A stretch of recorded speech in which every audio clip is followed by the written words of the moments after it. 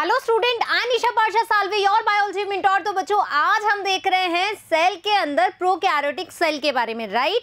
इससे पहले हमने देखा सेल क्या होती है, राइट, सेल की प्रॉपर्टीज क्या होती है, सेल थ्योरी के बारे में बात करी, हिस्ट्री के बारे में बात करी कि भाई जो लिविंग सेल है वो हमारे ल्यूवेनहॉक ने सर्च किया, डिस्कवर्ड किया।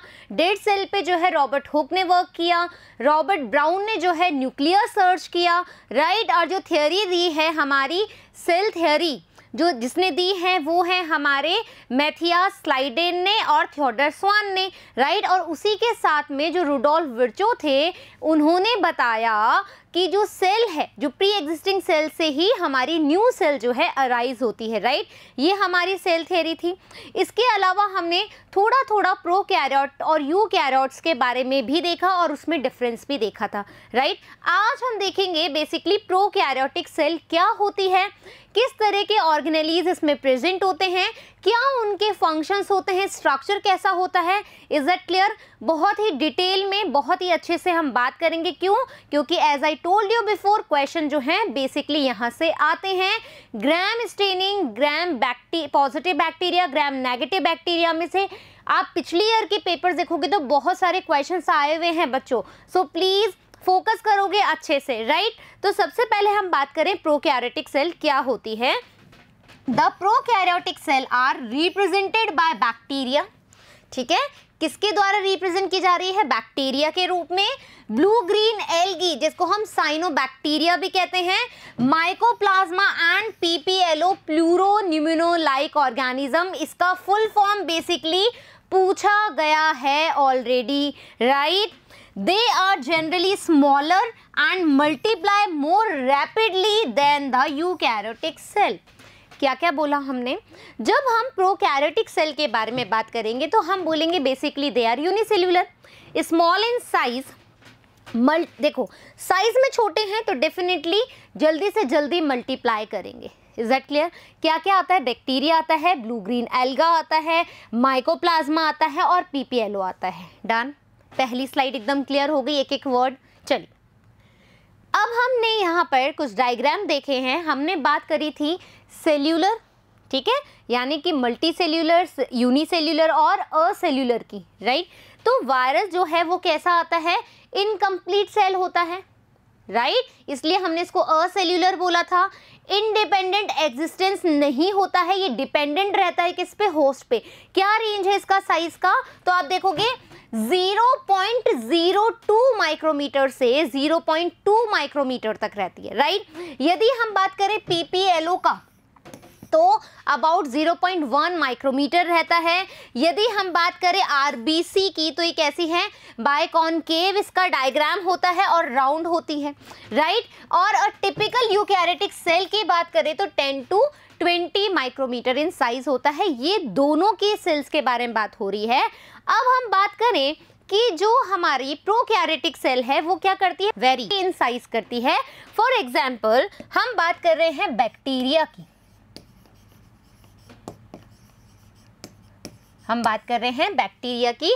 तो बेसिकली आप बात करोगे तो ये कैसी होती है? राउंड या स्फेरिकल होगी। जब ये राउंड और स्फेरिकल होगी तो हम इसको बोलते हैं कोकस and shape, right. Round and spherical है। यदि ये रोड शेप्ड होगी, ठीक है, तो हम इसको बोलेंगे बेसिलस। यदि ये कॉमा शेप होगी, ठीक है, कैसी होगी? कॉमा जो आप लगाते हो, ठीक है, तब होगी तो हम इसको कहेंगे विब्रियो, राइट। यदि स्पाइरल शेप में होगी, ठीक है, तो हम बोलेंगे स्पाइरल इन शेप। तो ये वरी करती है अपने शेप के अंदर। ये राउंड भी हो सकती है, ये रोड भी हो सकती है, ये स्पाइरल भी हो सकती है, राइट। ये कॉमा शेप भी हो सकती हैं। और अलग अलग जो बैक्टीरिया है उसको फाइंड जब हम करते हैं तो आप देखोगे इनके अलग अलग फंक्शन भी होते हैं। बट इम्पॉर्टेंट थिंग, इनका स्ट्रक्चर डिफरेंट हो सकता है बच्चों, लेकिन ये फंडामेंटली की बात करें हम तो ये सिमिलर होती हैं, right.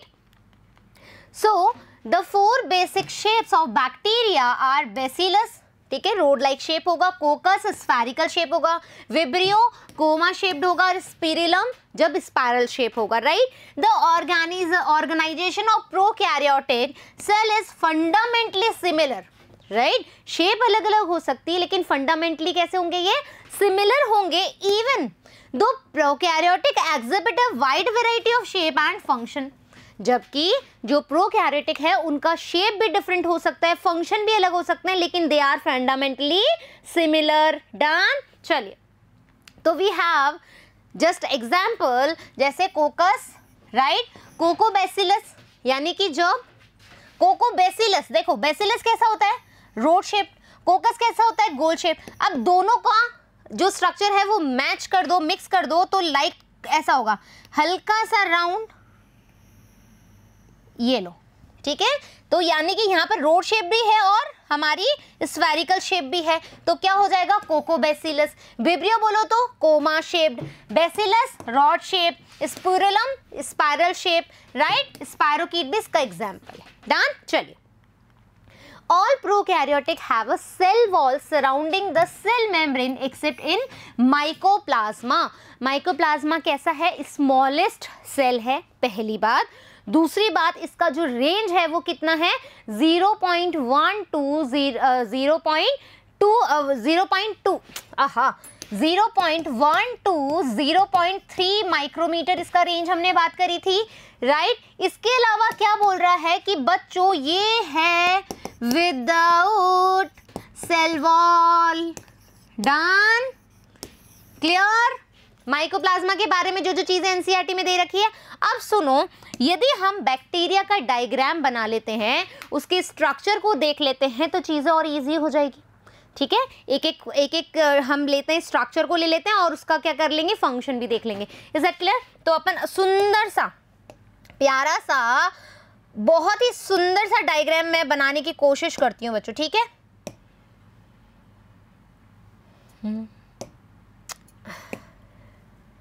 I hope you like it.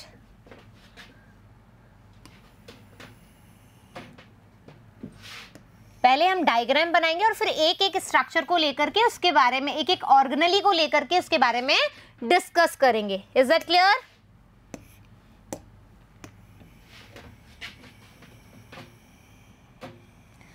अब बताओ, आप कह रहे हो कि मैम हमारे पास तो स्ट्रक्चर बुक में भी मिल सकता है या आपके पास भी होगा, लेकिन हम बना क्यों रहे हैं, स्ट्रक्चर बायोलॉजी के स्टूडेंट है, जब तक स्ट्रक्चर हम बनाते हैं तो चीज़ें हमें और अच्छे से क्लियर हो जाती है, राइट। चीज़ें हमें बहुत ही अच्छे से प्यारी तरीके से क्लियर हो जाती है।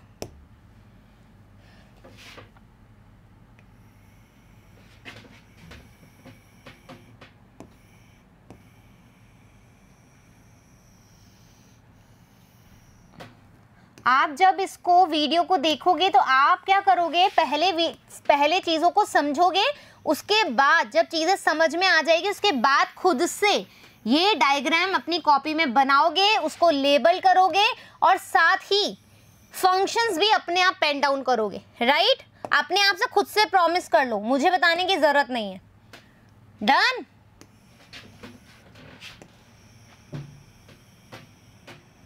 ये 3 लेयर्स हम बना रहे हैं, अभी आपको पता लग जाएगा, बहुत ही इंपॉर्टेंट चीज़ है।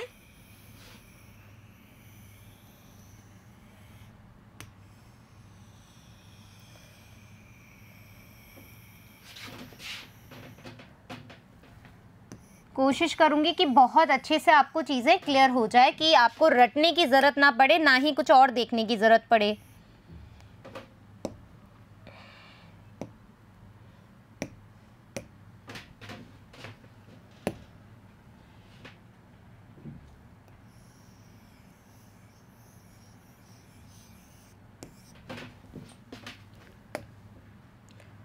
Hope it is visible also.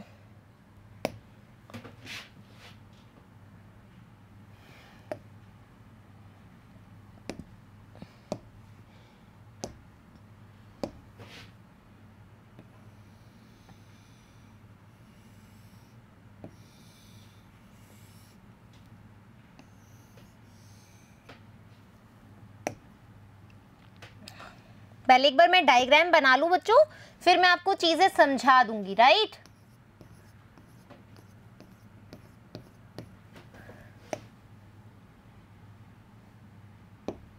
We have many colors. Yes, I want this color. आया ही नहीं, why? Now we have this color. अभी अपने पास बहुत सारी चीज़ें हैं. मीजोसोम हो गया, न्यूक्लियोइड हो गया, और हमारे पास राइबोसोम हो गया, और हमारे पास इंक्लूजन बॉडीज़ हो गई, हमारे पास गैस वैक्यूल हो गए. ठीक है, ओके. चलो पहले हम लेबलिंग कर लेते हैं, फिर हमें और ओह अभी तो हमारे पास बहुत सारी चीज़ें बची. रुको रुको रुको रुको रुको, जस्ट अ वेट. हम और कलर ले ले. We have more colour. Yes, चलिए.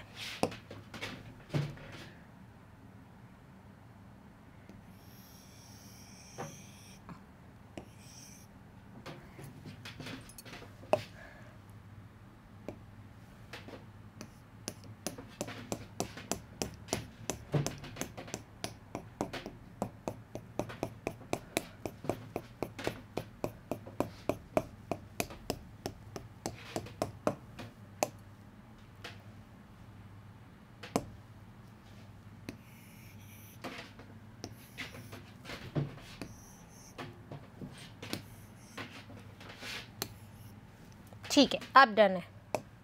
अब मैं लेबलिंग कर लेती हूँ. What you think?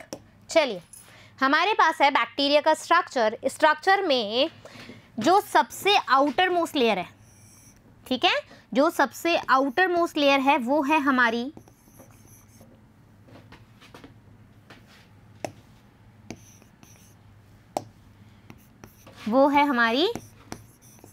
ग्लाइकोकैलिक्स. ठीक है, सबसे आउटर मोस्ट लेयर है वो है ग्लाइकोकैलिक्स. फिर हमारे पास इसके जस्ट विदिन, ठीक है, जो बीनीथ में है उसको हम कहते हैं सेल वॉल. फिर जो सबसे अंदर है इसको हम कहते हैं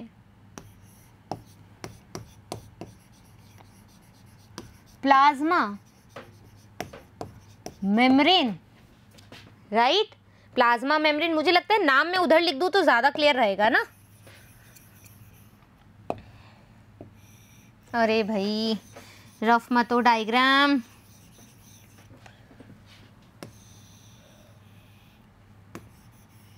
हाँ चलो वापस से हम लेबलिंग करते हैं. यहाँ से आ जाओ. जो सबसे आउटर मोस्ट लेयर है उसको हम कहते हैं ग्लाइकोकैलिक्स. ग्लाइकोकैलिक्स. फिर जो इसके अंदर है इसको हम कहते हैं सेल वॉल, और जो सबसे अंदर है इसको हम कहते हैं सेल मेम्ब्रेन या प्लाज्मा मेम्ब्रेन. राइट. अब देखो 1 2 3 लेयर्स है हमारे पास. सबसे बाहरी वाली है ग्लाइकोकैलिक्स, फिर उसके अंदर है सेल वॉल, फिर उसके अंदर है सेल मेम्ब्रेन. राइट.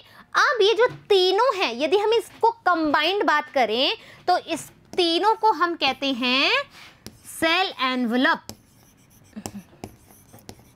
राइट. तीनों को मिला के हम क्या कहते हैं? Cell envelope. और तीनों मिलकर के क्या काम करती है?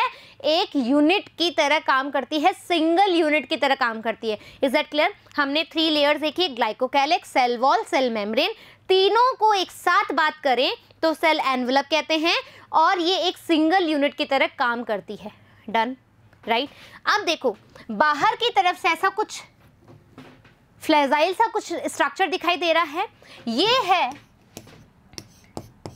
फ्लैजीला. ठीक है. फ्लैजीला क्या करता है? बेसिकली मूवमेंट में हेल्प करता है. राइट.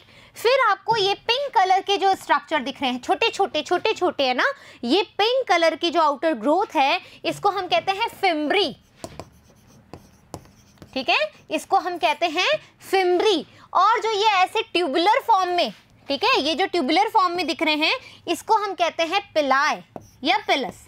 ठीक है, एक होगा तो पिलस, बहुत सारे होंगे तो पिलाय. राइट.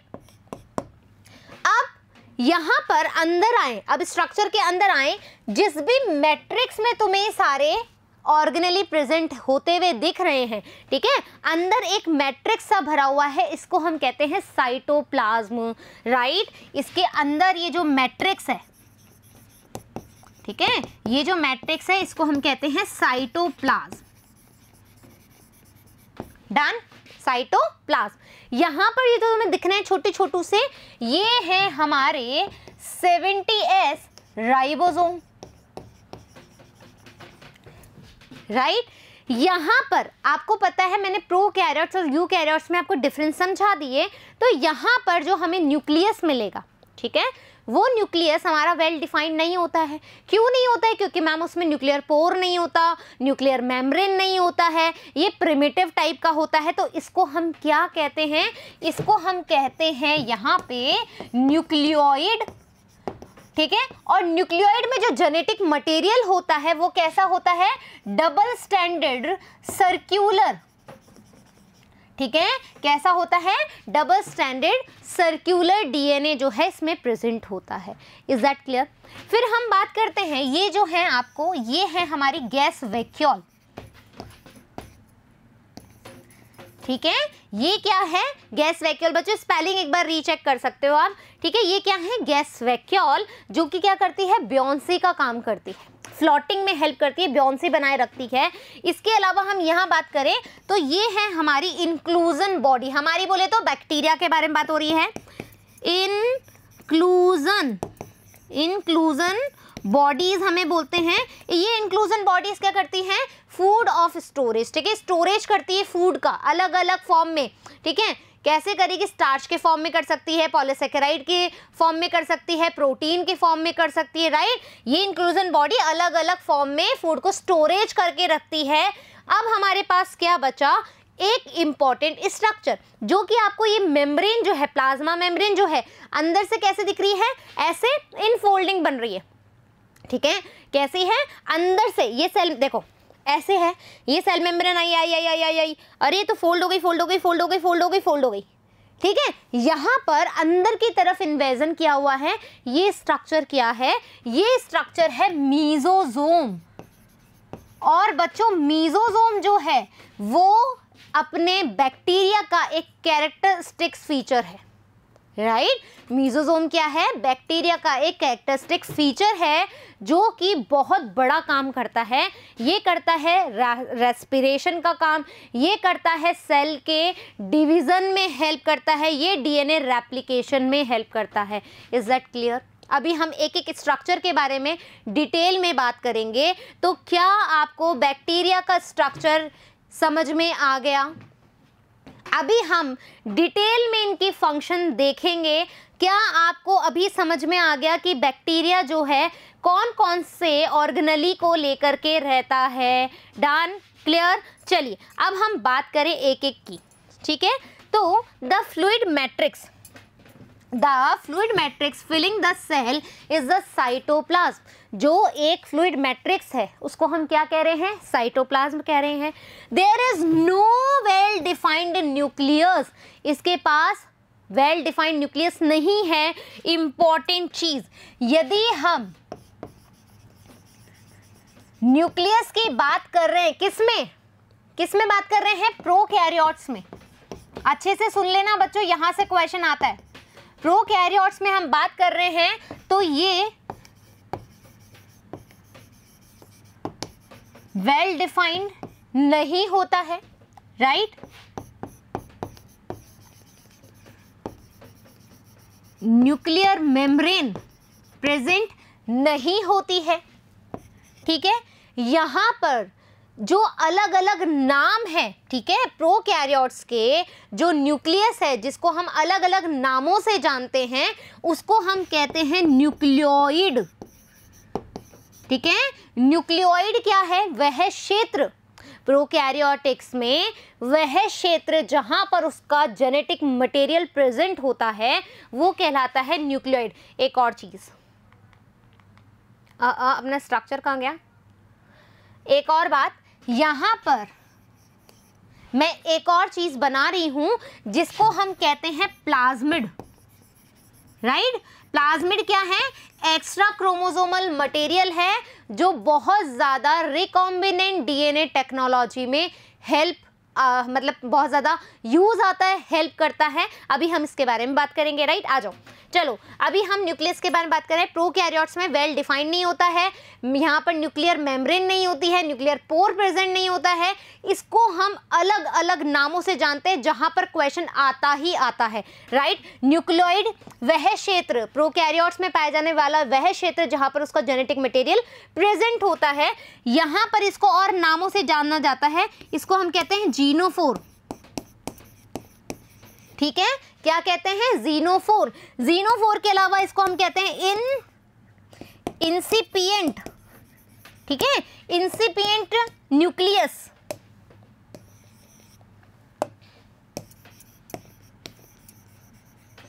राइट। इंसिपिएंट न्यूक्लियस कहते हैं, इसको हम जीनोफोर कहते हैं, इसको हम न्यूक्लियोइड कहते हैं, right.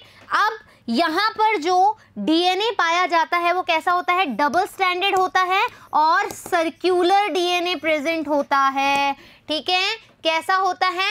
Double standard circular DNA यहाँ पर प्रेजेंट होता है। इसके अलावा, ठीक है, यहाँ पर जो क्रोमोसोम होता है बच्चों, यहाँ पर जो क्रोमोसोम होता है वो होता है प्रोक्रोमोसोम,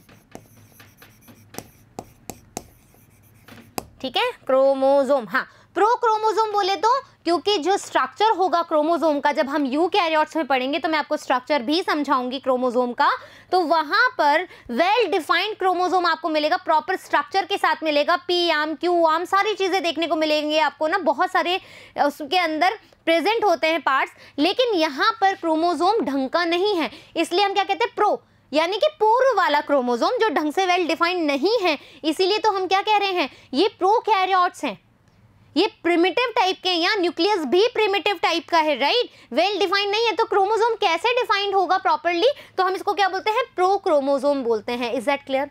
डन। न्यूक्लियस के बारे में कहानी आ गई। अब देखो जो न्यूक्लियस है यहाँ पर, ठीक है, न्यूक्लियस, अब मैं इसको न्यूक्लियोइड बोलूंगी, अब मैं इसको जीनोफोर बोलूंगी, इसको अब मैं इंसिपिएंट न्यूक्लियस बोलूंगी, राइट। तो यहाँ पर ये क्या काम करेगा? यहाँ पर ये क्या काम करेगा? ये क्या करेगा? जेनेटिक मटेरियल को स्टोर करने में हेल्प करेगा, उसको प्रोटेक्ट करने में हेल्प करेगा, ठीक है। इसके अलावा जो डीएनए रेप्लिकेशन होगा उसमें हेल्प करेगा। Is that clear? Done. Nucleus done हो गया हमारा, जीनोफोर डन हो गया हमारा, इंसिपिएंट न्यूक्लियस डन हो गया हमारा, राइट। प्रिमिटिव न्यूक्लियस हमारा डन हो गया प्रोकैरियोट्स में। First thing complete. चलिए, so the genetic material is basically naked होगा, ठीक है, क्रोमोसोम प्रेजेंट होगा, not enveloped by nuclear membrane, यहाँ न्यूक्लियर मेम्ब्रेन नहीं प्रेजेंट होगी, जैसा कि मैंने आपको बताया अभी। फिर in addition to the genomic DNA, the single chromosome circular DNA, कैसा होगा? सिंगल क्रोमोसोम है तो प्रो क्रोमोसोम प्रेजेंट है, राइट। कैसा डीएनए है? सर्कुलर डीएनए है। Many bacteria have small circular DNA outside the genomic DNA. अब देखो यहां पर हम बात कर रहे हैं, राइट, ये तो हमारा जो मेन क्रोमोसोम है, इसके अलावा हमारे पास एक और सर्कुलर डीएनए है, ठीक है, सर्कुलर डीएनए है। ये जो सर्कुलर डीएनए है ये भी कैसा है? डबल स्टैंडर्ड ये सर्कुलर डीएनए है, ठीक है। इसको हम एक्स्ट्रा क्रोमोसोमल मटेरियल भी कहते हैं, राइट। कैसा होता है extra chromosomal material? Smaller DNA भी ये होता है, स्मॉलर डीएनए, ठीक है। इसमें जो रेप्लिकेशन की कैपेबिलिटी होती है वो बहुत ज़्यादा होती है, ठीक है, मोर रेप्लिकेटिव इन नेचर होता है, सेल्फ रेप्लिकेटिव इन नेचर होता है। ये कैसा होता है? सेल्फ रेप्लिकेटिव होता है, ठीक है। अब ये इसकी यही चीज़ों की वजह से, क्यों? एक तो डबल स्टैंडर्ड सर्कुलर डीएनए है, पहली बात, स्मॉल इन साइज है, दूसरी बात एक्स्ट्रा क्रोमोसोमल मटेरियल है, तीसरी बात, और सबसे अच्छी बात क्या है, सेल्फ रेप्लिकेबल है, अपने आप रेप्लिकेशन कर लेगा, अपनी जो नंबर है उसको इंक्रीज कर लेगा। इसको हम कहते हैं, क्या कहते हैं, प्लाज्मिड, राइट। इसको हम क्या कहते हैं, प्लाज्मिड कहते हैं। और ये प्लाज्मिड के भी बच्चों टाइप होते हैं, ठीक है, इसके भी टाइप होते हैं, टीआई प्लाज्मिड, आर प्लाज्मिड और एफ प्लाज्मिड, ठीक है। एफ प्लाज्मिड बोले तो फर्टिलिटी प्लाज्मिड, राइट। आर बोले तो resistant plasmid and TI plasmid बोले तो ट्रांसफर प्लाज्मिड, ठीक है, ट्रांसफर प्लाज्मिड। इतने टाइप का ही प्लाज्मिड होता है। बेसिकली प्लाज्मिड क्या काम करता है, चूंकि ये एक्स्ट्रा क्रोमोसोमल मटेरियल, चूंकि ये स्मॉल इन साइज है, चूंकि ये सेल्फ रेप्लिकेटिव है, इसीलिए इसका जो यूज है बेसिकली वो हम करते हैं रिकॉम्बिनेंट डीएनए टेक्नोलॉजी में। हम इस प्लाज्मिड को एज अ वेक्टर यूज करते हैं। एक जीन को, मतलब एक डिजायर्ड जीन को हम दूसरे ऑर्गेनिज्म में हमें ट्रांसफर करना हो तो हमें ये हेल्प करता है। Is that clear. कॉन्जुगेशन आपने सुना है ना, ट्रांसफॉर्मेशन सुना है, ट्रांसडक्शन सुना है, उसमें हम क्या करते हैं, विद द हेल्प ऑफ जो एक्स्ट्रा क्रोमोसोमल मटेरियल है वो एक्सचेंज करते हैं, ट्रांसफर करते हैं, तो वहां पर भी हमारा ये प्लाज्मिड यूज आता है। डन, प्लाज्मिड इज क्लियर, ठीक है। The smaller DNA are called as plasmid. The plasmid DNA confers certain unique phenotype character to such bacteria, right. एक मतलब इस फिनोटिपिक कैरेक्टर्स प्रेजेंट होते हैं इस प्लाज्मिड के पास, ठीक है। क्या होते हैं, उसके फिनोटिपिक कैरेक्टर्स प्रेजेंट होते हैं। One such character is resistance to antibiotic, ठीक है। प्लाज्मिड की खासियत होती है बच्चों कि जो प्लाज्मिड है उसके पास कुछ ऐसी साइट्स प्रेजेंट होती हैं जिसमें रेजिस्टेंस पाया जाता है। क्या पाया जाता है, रेजिस्टेंस। रेजिस्टेंस का मतलब क्या होता है मैम, ठीक है। अब क्या होगा, जैसे कि एक अडेप्शन पार आपने सुनी है। मान लीजिए कि मैं बहुत सर्दी वाली जगह पे रहती हूँ, बहुत ठंड, जहाँ पर बहुत ज़्यादा जो टेम्परेचर है लो रहता है, वहाँ पर मैं रहती हूँ, ठीक है। और एक आप नॉर्मल इंसान हैं जो आप नॉर्मल एनवायरनमेंट में रहते हैं, ना ज़्यादा सर्दी है ना ज़्यादा गर्मी है, और आप जा रहे हो वहाँ पर, कहाँ पर, जहाँ बहुत ज़्यादा लो टेम्परेचर है, और मैं वहाँ ऑलरेडी रहती हूँ, तो किस में अडेप्शन देखा जाएगा ज़्यादा, मुझ में। क्यों, क्योंकि उस एनवायरनमेंट के अकॉर्डिंग मैं ऑलरेडी ढल चुकी हूँ, ठीक है। यानी कि मुझ में उस एनवायरनमेंट के अकॉर्डिंग रेजिस्टेंस आ गया है, मुझे फर्क नहीं पड़ता है। लेकिन जब आप वहां जाएंगे तो आपको फर्क पड़ेगा, that means you are sensitive, right, you are sensitive but I am resistant. तो सेम एज वेल जब हम रेजिस्टेंस की बात कर रहे हैं तो जो प्लाज्मिड है बच्चों, उनमें कुछ कैरेक्टर्स होते हैं, कुछ फीचर्स होते हैं जिसकी वजह से वो कुछ एंटीबायोटिक्स जैसे कि टेट्रासाइक्लिन, राइट, और जैसे कि हम बात करेंगे एम्पिसिलिन, ठीक है। ऐसी जो हमारी एंटीबायोटिक्स होती हैं, इस एंटीबायोटिक्स के अगेंस्ट में इनके पास क्या होता है, रेजिस्टेंस पावर होती है, जिसकी वजह से जब हम इनको रिकॉम्बिनेंट डीएनए टेक्नोलॉजी में यूज लेते हैं तो ये आराम से हमें एक्सप्रेस हो जाती है और हम आराम से इसको चूज कर सकते हैं, राइट। स्क्रीनिंग में ये काम आती है। डन, चलिए। Nuclear membrane is found in eukaryotes. We already know eukaryotes में क्या है, न्यूक्लियर मेम्ब्रेन आती है, बट प्रोकैरियोट्स के जो न्यूक्लियस है, जो जीनोफोर है, इंसिपिएंट न्यूक्लियस है, या हमारा जो न्यूक्लियोइड है, या हम प्रोक्रोमोसोम है, उसके अंदर न्यूक्लियर मेम्ब्रेन नहीं पाई जाती है। आप सोचोगे मैम को क्या हो गया, बार बार नाम ही नाम लिए जा रही है। भाई क्वेश्चन आता है बच्चों, ये बार बार रिकॉलिंग पार्ट जो बढ़ती है ना, देखो दो ही तरीके से हमें चीज़ें समझ में आती हैं।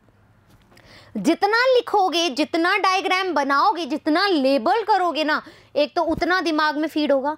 जितना तुम दोहराओगे, ठीक है, जितना तुम रिकॉल करोगे उतना तुम्हारे दिमाग में फीड होगा। तो ये दोनों चीजों को गांठ बांध लो। Is that clear? No organelle like the one in eukaryotes are found in prokaryotic cell except for ribosome. देखो दो चीजें जो बताने वाली है वो बताती हूँ। एक हमारे पास होती है सेल मेम्ब्रेन, ठीक है,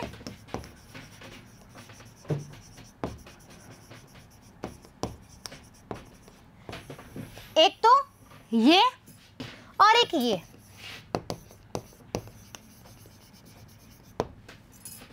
बच्चों सेल मेम्ब्रेन जो है वो सभी सेल में मिलेगी, ये पक्की बात है। कोई सी भी सेल हो, सब में सेल मेम्ब्रेन मिलेगी, यूनिवर्सल होती है। First thing. सेकंड थिंग, यदि हम राइबोसोम की बात करें तो हालांकि आप जब प्रोकैरियोट्स और यूकैरियोट्स देखोगे, ठीक है, पूरा अच्छे से पढ़ोगे, अभी तो हमने सिर्फ डिफरेंस देखे हैं, तो आपको ये तो पता ही लग गया है कि जो मेम्ब्रेन बाउंड ऑर्गेनेली है वो सिर्फ और सिर्फ यूकैरियोट्स में प्रेजेंट होते हैं, ना कि प्रोकैरियोट्स में। तो प्रोकैरियोट्स में जो ऑर्गेनेली है और यूकैरियोट्स में जो ऑर्गेनेली है, जो सिमिलर है, वो क्या है, हमारे पास राइबोसोम है। राइबोसोम हमारा प्रोकैरियोट्स में भी प्रेजेंट है और यूकैरियोट्स में भी प्रेजेंट है। But we have in prokaryote 70S ribosome and in case of eukaryotes we have 80S ribosome, right? अब ये 70S और 80S क्या है मैम, क्या मतलब है इसका? ठीक है, सबसे पहले तो ये देखो, हमने बोला 70S, S बोले तो हम इसको बोलते हैं सेडिमेंट यूनिट, ठीक है, सेडिमेंट यूनिट है ये, सेडिमेंट कोफिशिएंट है ये, और इसको हम कहते हैं स्वेदबर्ग यूनिट। क्या कहते हैं इस एस को? स्वेदबर्ग यूनिट। हम कह रहे हैं सेडिमेंटेशन कोफिशिएंट, इसका क्या मतलब होता है मैम? देखो जैसे कि अपन बात करें, तुमने एक ग्लास लिया, ठीक है, मैं जैसे एग्जाम्पल बता रही हूँ, तुमने एक ग्लास लिया, इसको फुल ऑफ वाटर किया, ठीक है, या हाफ ऑफ वाटर किया, फिर इसके अंदर कुछ तुमने सैंड मिला दी, ठीक है, आपने इसमें सॉइल डाल दी। अब तुम क्या करोगे, इसको शेक करोगे, जिसको हम वॉर्टेक्स करना कहते हैं, सेंट्रीफ्यूगेशन सुना है आपने, ठीक है, आप इसको स्टीरर करते रहते हो या फिर आप इसको शेक करते रहते हो या फिर इसको आप वॉर्टेक्स करोगे। क्या होगा, आपको पता लग जाएगा कि रेत जो है, ठीक है, जो बहुत ही बारीक कण होंगे वो घुल जाएंगे, लेकिन जो मोटे कण होंगे वो रुक जाएंगे, ठीक है, या फिर तुम पत्थर डालो उसमें और वो क्या करेंगे, सेडिमेंट हो जाएंगे। अब ये क्या होगा सेडिमेंट का मतलब, जैसे आपने इसमें डाला और आपको पता लग गया, जैसे यहाँ पर बहुत सारी यूनिट है, जैसे 70, 80, 60, ठीक है, मैंने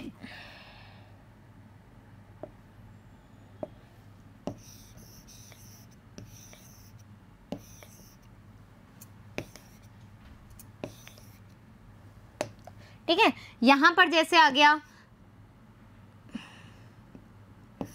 60, 70, 80, ठीक है, ऐसे हमारी यूनिट है। अब जब वो तुम्हारे को लगेगा जो रेत के कण हैं वो इस 70S पर घुल गए हैं, इस 70 नंबर पे आने के बाद घुल गए हैं, तो दैट मीन्स वो 70S हो गया। और तुम कहोगे कि वो जो रेत के कण हैं वो 80 पर घुल रहे हैं, तो वो 80S हो गया, राइट? आई बात समझ में? जब हम सोल्यूशन बनाते हैं और उसको घुमाते हैं तो वो जब सेडिमेंट हो जाए, ठीक है, जब वो सेडिमेंट हो जाए और जिस नंबर पे आके वो सेडिमेंट होगा उसको हम कहते हैं, उसकी यूनिट कहते हैं कि इस यूनिट पे वो घुल जाता है, डिसॉल्व हो जाता है या सेडिमेंट हो जाता है, इसी को हम कहते हैं सेडिमेंट कोफिशिएंट। इसलिए जो प्रोकैरियोट्स का जो राइबोसोम है वो 70 पर आकर के क्या हो गया, सेडिमेंट हो गया। अब एक्चुअल चीज सुनो, जो हमारा राइबोसोम है वो 70S का बोला हमने, जब प्रोकैरियोट्स का राइबोसोम हमने देखा तो वो 70 पर आकर के सेडिमेंट होता है, इसी को हम कहते हैं 70S, ठीक है, राइबोसोम, दैट मीन्स उसका सेडिमेंटेशन कोफिशिएंट क्या है, 70, और एस बोले तो स्वेदबर्ग यूनिट। डन। अब एक और बात जो बच्चों के दिमाग में बहुत ज़्यादा ऐसे करती ना, मतलब तुम्हारे अंदर भी वॉर्टेक्स होता रहता है, राइट, कि ये हो क्या रहा है, ठीक है, ये हो क्या रहा है। तो देखो 70S तुम देखते हो तो इसकी हमारे पास दो यूनिट होती है, एक होती है लार्जर यूनिट, एक होती है स्मॉलर यूनिट, ठीक है। लार्जर यूनिट बोले तो 50S और स्मॉलर यूनिट बोले तो 30S, ठीक है। अब कुछ बच्चे, मैम हमने तो जब मैथ्स में पढ़ा था तो हमने एडिशन देखी थी कि है ना 50S और 30S तो 80S होता है, आपने तो 70A बोला है, ऐसा क्यों मैम? देखो मेरे प्यारे बच्चों, यहाँ हमें ऐड नहीं करना है, हमें यहाँ ऐड नहीं करना है, हमें यहाँ क्या करना है, देखो वी हैव ये हमारी स्मॉलर यूनिट है, ये हमारी लार्जर यूनिट है। अब क्या होता है, जब लार्जर यूनिट, मान लीजिए ये है लार्जर यूनिट और ये स्मॉलर यूनिट है, लाइक, तो अब ये ऐसे ऐसे ऐसे ऐसे ये ऐसे, ठीक है। तो कुछ पार्ट हमारा स्मॉलर लार्जर यूनिट, कुछ हमारा स्मॉलर यूनिट, ये इसके अंदर इन्वॉल्व होता है, ऐड नहीं होता है। तो कुल मिला के हम इसको कहते हैं 70s, क्योंकि इसका कुछ पार्ट इसके अंदर इन्वॉल्व होता है, राइट। कुल मिला के 70s, हम ऐसा बोल रहे हैं, ऐड नहीं कर रहे हैं, हम जोड़ नहीं रहे हैं, जोड़ेंगे तो 80 आएगा ही आएगा, ठीक है। हमें मैथ्स नहीं लगानी है, हम कह रहे हैं कि ये पार्ट है लार्जर और स्मॉलर, दोनों को मिला करके हम 70s बोल रहे हैं, जोड़ नहीं रहे हैं। Is that clear? डन हो गई चीजें। चलिए, तो no organelle like the worms in eukaryotes are found in prokaryotic cell except ribosome. Done? यहाँ पर स्ट्रक्चर है, ठीक है।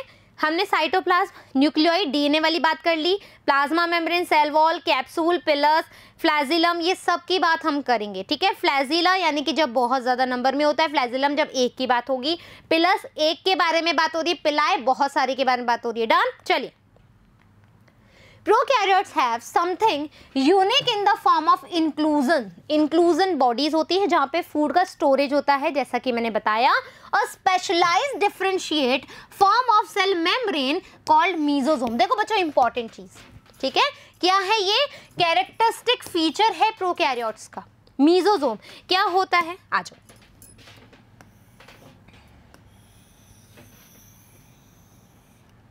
ये क्या है? सेल मेम्ब्रेन है,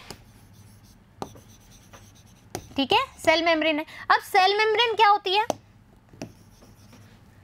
इस तरीके से अंदर इनफोल्ड हो जाती है, इस इनफोल्डिंग को ही हम क्या बोल रहे हैं बच्चों? मीजोसोम है। अब देखो एक और बात, ठीक है, कोई चीज सीधी जा रही है तो इसका सरफेस एरिया ये है, ठीक है, कोई चीज ऐसे सीधी जा रही है, जा रही है, इसका सरफेस एरिया हम यहां से यहां तक गिनेंगे, ठीक है। लेकिन कोई चीज ऐसे करूं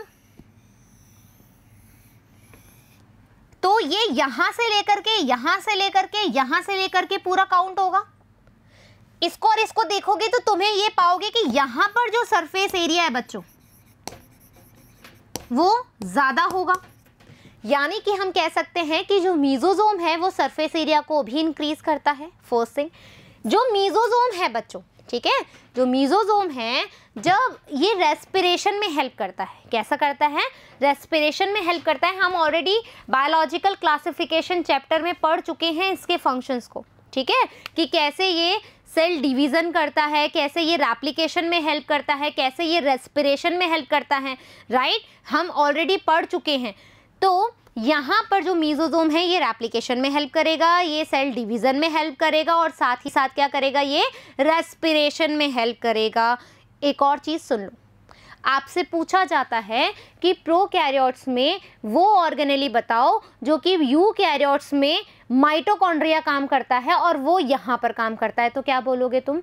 जो मीजोसोम है वो प्रोकैरियोट्स का माइटोकॉन्ड्रिया की तरह काम करता है। Is that clear? Clear? Is that clear? क्यों बोला हमने मीजोसोम को माइटोकॉन्ड्रिया? क्योंकि यहाँ पर जैसे माइटोकॉन्ड्रिया रेस्पिरेशन में हेल्प करता है वैसे ही मीजोसोम भी रेस्पिरेशन में हेल्प करता है। आ गई बात समझ में? डन। तो mesosome is the characteristic of prokaryotes, they are essentially infolding of cell membrane, ठीक है, सेल मेम्ब्रेन की इनफोल्डिंग है। अब सेल एनवेलप और इट्स मॉडिफिकेशन, इस पे क्वेश्चन भी आ चुका है कि सेल एनवेलप या फिर कुछ नाम बताएंगे तुम्हें, ठीक है, नाम बताएंगे, ग्लाइकोकैलिक्स, ठीक है, सेल वॉल, या उसके फिर कैसे कैसे मॉडिफिकेशन है तो तुम्हें टिक करना पड़ेगा। तो यहाँ पर सेल एनवेलप की हमने जब बात करी थी तो वी हैव 3 मेन लेयर,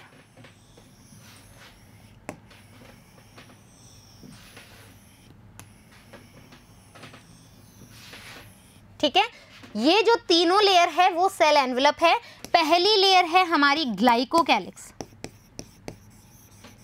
ठीक है, ग्लाइकोकैलिक्स की हम बात करें तो आउटर मोस्ट लेयर है, क्या है? आउटर मोस्ट लेयर है।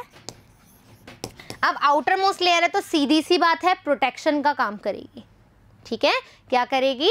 प्रोटेक्शन का काम करेगी। क्यों करेगी? बच्चों देखो, इसके पास जो ग्लाइकोकैलिक्स होता है उसके पास कुछ रिसेप्टर्स प्रेजेंट होते हैं, ठीक है, रिसेप्टर प्रेजेंट होते हैं। कुछ हम कह सकते हैं कि जो ग्लाइकोलिपिड होते हैं, या हम कह सकते हैं कुछ लिपिड मॉलिक्यूल, या फिर हम कहें कुछ पॉलीसैकेराइड मॉलिक्यूल, कुछ प्रोटीन के बने हुए कुछ ऐसे रिसेप्टर प्रेजेंट होते हैं। क्या करता है, जो बैक्टीरिया होता है वो अपने इन रिसेप्टर्स को मॉडिफाई कर लेता है, ठीक है, मॉडिफाई कर लेता है। कैसे कर लेता है, मान लीजिए कि जब आपको पता है आपका जो बैक्टीरिया है, ठीक है, आपकी बॉडी में आ गया, लेकिन कुछ बैक्टीरिया जो गुड बैक्टीरिया के नाम से जाने जाते हैं वो आपकी बॉडी में ही रहते हैं, आपकी इम्यून सिस्टम फिर भी उनको कोई प्रॉब्लम क्रिएट नहीं करती। Get my point. मैं कह रही हूँ कि अभी बैक्टीरिया जो है मेरी पाम पे प्रेजेंट है, जिसको हम गुड बैक्टीरिया कहते हैं, मेरे स्टमक में प्रेजेंट है, जिसको हम गुड बैक्टीरिया कहते हैं, जो डाइजेशन में हेल्प कर रहे हैं, राइट। तो हमारी बॉडी इनको किल क्यों नहीं कर रही, कभी सोचा है तुमने? क्यों हम इसको आराम से बचाए रखते हैं हमारी बॉडी में? क्योंकि बच्चों ये जो इसकी आउटर मोस्ट लेयर है ये कुछ ऐसे मॉडिफिकेशन करती है जो हमारी बॉडी के रिसेप्टर से बिल्कुल मेल खाता हो, ठीक है, क्योंकि ये जो रिसेप्टर हैं बिल्कुल हमारी बॉडी के रिसेप्टर्स की तरह सेम टू सेम हो जाते हैं, जिससे कि जब हमारी इम्यून सेल्स वर्क करती हैं तो कहती है अच्छा ये सेल तो हमारी ही है, ठीक है, हमारी बॉडी की है, तो वो उसको एंटीजन नहीं समझती। एंटीजन नहीं समझेगी तो डेफिनेटली वो उसको किल नहीं करेगी, तो गुड बैक्टीरिया इजीली हमारे पास रहते हैं। ऐसे ही कुछ एक्स्ट्रा ऑर्डिनरी बैक्टीरिया, मतलब जो दुश्मन हो लेकिन फिर भी हमारी बॉडी में आते हैं, इम्यून सिस्टम काम नहीं करता, उन पे वर्क नहीं करता, क्योंकि वो भी मॉडिफाई कर लेते हैं। उनको पता लग गया अच्छा ये इस तरह का मॉडिफिकेशन है, मैं भी कर लूँ तो काम बन जाएगा, तो वो ट्राई करते हैं मॉडिफिकेशन करने के लिए। इसलिए कुछ बैक्टीरिया जो हैं लेटेंट फेज में, या हम कह सकते हैं क्रॉनिक फेज में हमारी बॉडी में पड़े रहते हैं और बाद में हमारा जो इन्फेक्शन है वो कॉज करते रहते हैं। Do you understand? तो इन केस मतलब इनडायरेक्टली हम बात करें तो जो ग्लाइकोकैलिक्स है वो क्या कर रही है, प्रोटेक्शन दे रही है बैक्टीरिया को। क्लियर कहानी है ना, आउटर मोस्ट लेयर है, प्रोटेक्शन का काम कर रही है। अब देखो जो ग्लाइकोकैलिक्स है बच्चों, we have two kind of glycocalyx. यदि ये ग्लाइकोकैलिक्स, ठीक है, कैसी है, सॉफ्ट है, ठीक है, ये सॉफ्ट है तो हम इसको कहते हैं स्लाइम लेयर, ठीक है, और ये रिजिड इन नेचर है, हार्ड है, तो हम इसको कहते हैं कैप्सूल, ठीक है, कैप्सूल बैक्टीरिया। जो कैप्सुलेटेड बैक्टीरिया होते हैं बच्चों ये बहुत ज़्यादा हार्म करते हैं, बहुत ज़्यादा डिजीज़ कॉजिंग बैक्टीरिया होते हैं जिनके पास कैप्सूल होता है, वो ईजिली डिग्रेड नहीं हो पाते हैं। Is that clear? यहाँ पर जो ग्लाइकोकैलिक्स है वो कैसी होती है, लूजली अरेंज रहती है। स्लाइम लेयर में कैसे होगी, ऐसे लूजली अरेंज होगी। यहाँ पर कैप्सूल में जो ग्लाइकोकैलिक्स है कॉम्पैक्टली अरेंज होगी। Clear that? तो we have two kind of glycocalyx, two type of modification. Loosely arrange होगी तो स्लाइम लेयर, कैप्सूल में टाइटली या कॉम्प्लेक्स जो है कॉम्पैक्टली अरेंज होगी। कैप्सुलेटेड बैक्टीरिया बहुत ज़्यादा डेंजरस होते हैं, इजीली डिग्रेड नहीं होती है, एंटीबायोटिक्स इन पे असर नहीं करती है, तो ये क्या करते हैं, डिजीज कॉज करने में इजीली वर्कआउट मतलब काम कर लेते हैं। तो ये हो गई आउटर मोस्ट लेयर। अब हम बात करें सेल वॉल की, ठीक है। सेल वॉल को अभी हम पढ़ेंगे। क्यों पढ़ेंगे? क्योंकि हमें ग्राम पॉजिटिव ग्राम नेगेटिव बैक्टीरिया समझना है, तो अभी हम सेल वॉल को होल्ड कर रहे हैं यहीं पर ही, ठीक है। अब आते हैं अंदर cell membrane,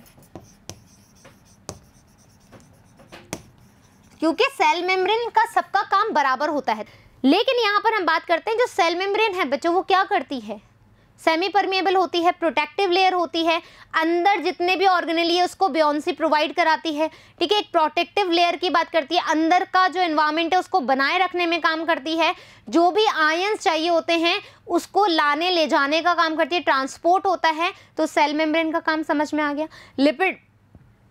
lipid by layer की बनी हुई होती है, डन, क्लियर। तो ये तीनों मिला करके सेल मेम्ब्रेन, सेल वॉल और हमारी ग्लाइकोकैलिक्स मिलकर के क्या बनती है, सेल एनवलप बनती है। कैसी होती है, सिंगल यूनिट की तरह वर्क करती है, ठीक है। मतलब ग्लाइकोकैलिक्स भी, सेल वॉल भी, सेल मेम्ब्रेन, तीनों मिलकर के होती है। मैं हूँ सेल एनवलप, अब बैक्टीरिया को मार के बताओ, क्योंकि 3 प्रोटेक्टिव लेयर है इसके पास, ठीक है। पहले इसको खत्म करना पड़ेगा, फिर इसको खत्म करना पड़ेगा, फिर इसको खत्म करना पड़ेगा, यानी कि ये एक प्रोटेक्टिव लेयर एक सिंगल यूनिट की तरह काम कर रही है। नहीं सुनिए वो कहानी कि 3 डंडों को हम एक साथ नहीं तोड़ पा रहे, लेकिन एक डंडे को तोड़ पा रहे हैं। आ गई बात समझ में? चलो, तो सेल एनवेलप क्या है? Most prokaryotic cell particularly the bacterial cell have chemically complex cell envelope. यहाँ पर इसके पास क्या है? कॉम्प्लेक्स सेल एनवेलप प्रेजेंट होता है। The cell envelope consist of a tightly bound 3 layered structure. ठीक है, 3 लेयर का स्ट्रक्चर बना हुआ है। कौन कौन सा? जो आउटर में मोस्ट है वो है ग्लाइकोकैलिक्स। ठीक है, फिर उसके बाद में सेल वॉल और उसके बाद में plasma membrane. Although each layer of envelope perform distinct functions, सबके अलग अलग फंक्शन है, together act as a single protective unit। यदि हम एक साथ बात करें तो ये सिंगल प्रोटेक्टिव यूनिट की तरह वर्क करती है। Bacteria can be classified into 2 groups on the basis of difference in the cell envelope. ठीक है, यानी कि सेल वॉल के बारे में हम बात करें तो ये अलग अलग हो सकता है। कैसे मैम? चूंकि आ जाओ, इंपॉर्टेंट चीज है, क्वेश्चंस बहुत सारे आते हैं, अच्छे से देखेंगे। ठीक है,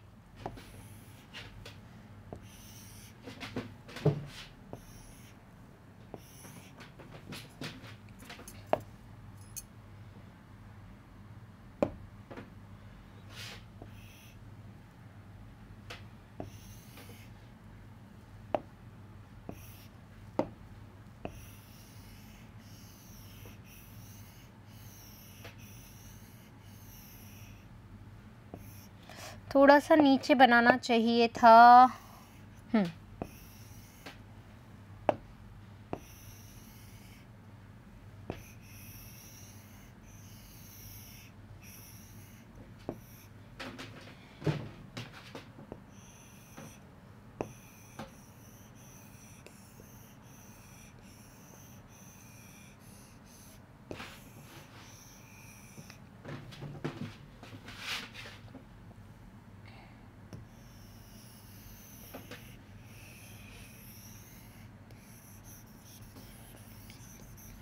आप सोचोगे मैम क्या ही कर रही है ना?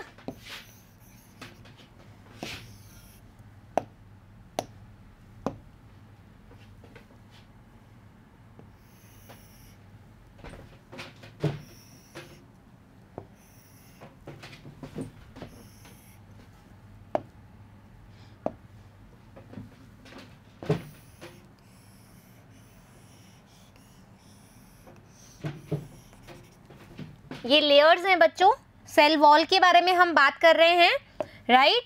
किसके बारे में बात कर रहे हैं? सेल वॉल के बारे में। तो पहले लेबल कर लें। चलिए, हम बात करेंगे ग्राम पॉजिटिव और ग्राम नेगेटिव बैक्टीरिया की। अभी हम ग्राम स्टेनिंग भी समझेंगे, हम उसकी सेल वॉल का कॉम्पोजिशन भी समझेंगे, जो कि इंपॉर्टेंट है, जहां से क्वेश्चन आते हैं। आपको आज ये भी पता लग जाएगा कि क्यों हम उसको ग्राम पॉजिटिव बैक्टीरिया कह रहे हैं, क्यों ग्राम नेगेटिव कर रहे हैं, क्यों ये स्टेन ऐसा ले रहा है, क्यों ये स्टेनिंग ऐसा ले रहा है। Is that clear? डन। चलिए देखो, हम ग्राम पॉजिटिव बैक्टीरिया की बात कर रहे हैं। ठीक है, ये हमारा ग्राम नेगेटिव बैक्टीरिया है। अभी तो मैं बता रही हूँ, बाद में आपको खुद ही समझ में आ जाएगा कि मैंने इसको पॉजिटिव क्यों लिखा और नेगेटिव क्यों लिखा। तो अब हम इसके लेयर्स की बात करें तो बच्चों, ये जो आप पिंक वाला देख रहे हो, ये है इसकी प्लाज्मा मेम्ब्रेन। ठीक है, ये क्या है? प्लाज्मा मेम्ब्रेन लिपिड बाइलेयर होती है। ठीक है, यदि आप इसका स्ट्रक्चर देखें, वैसे तो मैं आपको स्ट्रक्चर बाद में डिटेल में बताऊंगी, बट फिर भी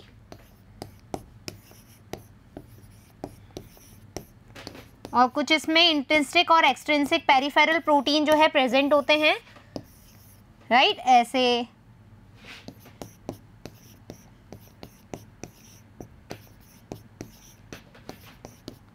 SMS, राइट? ठीक है, चलो, तो हम ये क्या है? Plasma membrane. यहां पर ये जो आपको दिख रहा है, ये है पेप्टाइडोग्लाइकेन, ग्लाइकेन, और ये भी क्या है इसकी? पेप्टिडोग्लाइकेन। ठीक है, और यहां पर ये जो एक्स्ट्रा दिख रही है, इसको हम कहते हैं outer membrane.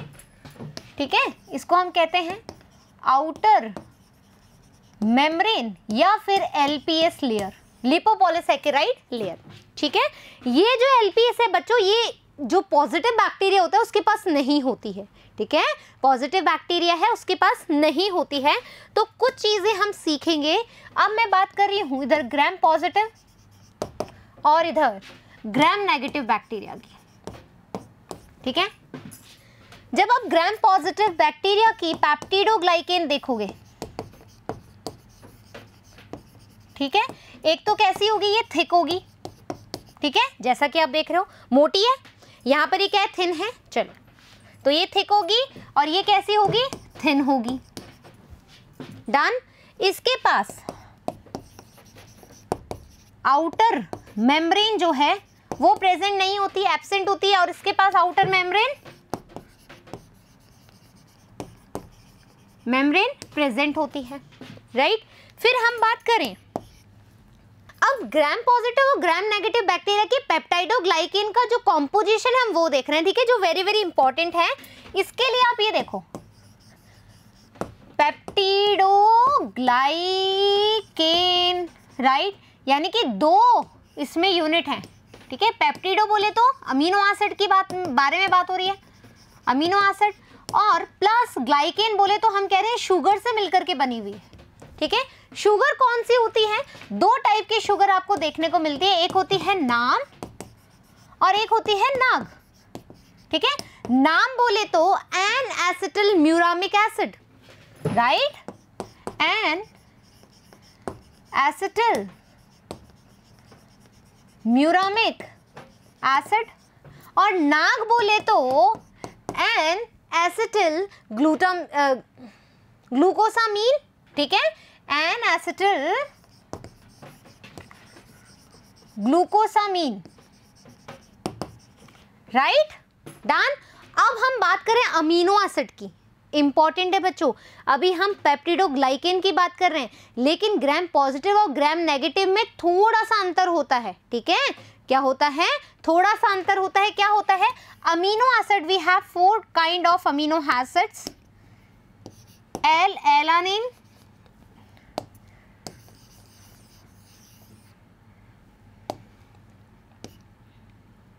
L alanine, L मैं ट्रिक के हिसाब से ही लिख देती हूँ, L alanine,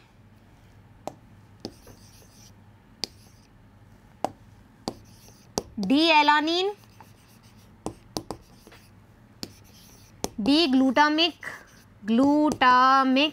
acid, and L lysine, ठीक है, स्पेलिंग चेक कर लेना, लाइसिन। ये जो 4 अमीनो एसिड होते हैं बच्चों, ये प्रेजेंट होते हैं पेप्टिडोग्लाइकेन में। मैंने ये नहीं कहा कि ग्राम पॉजिटिव या ग्राम नेगेटिव बैक्टीरिया में, पेप्टिडोग्लाइकेन में ये प्रेजेंट होते हैं। अब देखो बच्चों, जब हम बात करेंगे ग्राम पॉजिटिव बैक्टीरिया की, ठीक है, जब हम बात करेंगे ग्राम पॉजिटिव बैक्टीरिया की, तो ये चारों के चारों अमीनो एसिड प्रेजेंट होते हैं, साथ में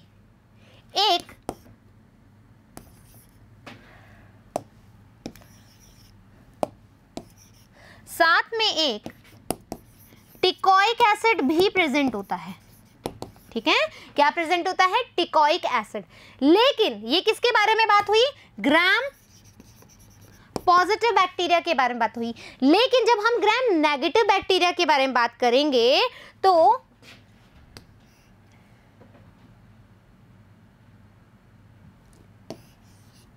ठीक है, जब हम ग्राम नेगेटिव बैक्टीरिया के बारे में बात करेंगे तो एल एलानिन, डी एलानिन और डी ग्लूटामिक एसिड के साथ में डापा, ठीक है, डायएसिटिक पाल्मिटिक एसिड, ठीक है, क्या हो गया, डायएसिटिक पाल्मिटिक एसिड जो है प्रेजेंट होता है। ये किसके केस में हमने बात करी, ये हमने बात करी ग्राम नेगेटिव बैक्टीरिया के बारे में, राइट, ग्राम नेगेटिव बैक्टीरिया के बारे में बात करी।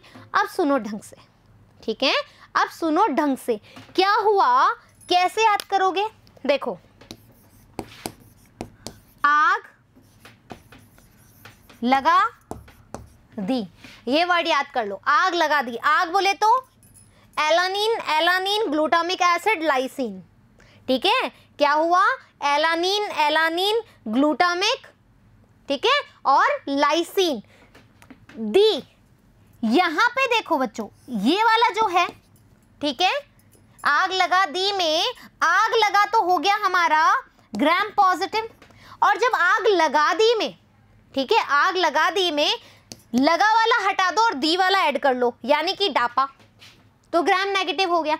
याद करने का तरीका है, याद करो तो ठीक है, और तुम्हारे तरफ से जो ट्रिक बने वो ठीक है, नहीं तो कुछ जैसा भी समझ में है वैसा कर लो। मैंने तो ऐसे ही याद किया है, इससे क्या चीज़ें ईजी हो जाती है। आग, ठीक है, आग दी, या तो ऐसे कर लो, आग दी तो हमारा ग्राम नेगेटिव बैक्टीरिया, आग लगी, ठीक है, आग लगी तो हमारा ग्राम पॉजिटिव बैक्टीरिया। डन, ऐसे याद कर लो, ये ज़्यादा सही रहेगा, ये ट्रिक सही बन गई।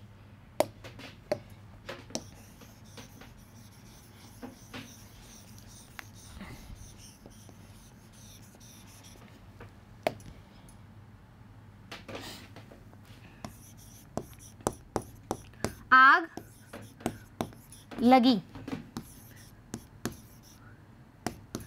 आग लगी, ठीक है, alanine, alanine, glutamic, lysine plus teichoic acid, ये क्या हो गया हमारा पॉजिटिव। आग दी, आग दी,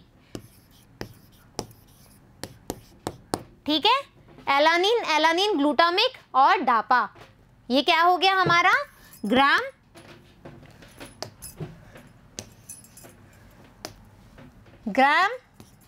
फिर पॉजिटिव लिख दिया,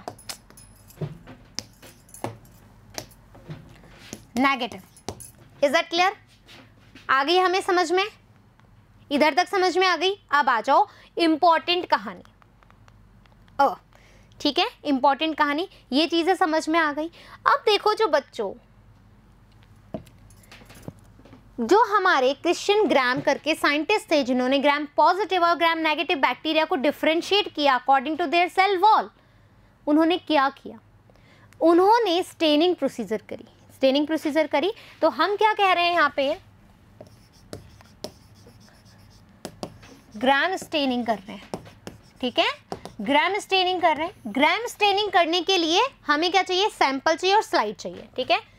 यहाँ पर ये हमारे पास क्या है, स्लाइड, ठीक है, स्लाइड है। स्लाइड में हमने क्या लिया,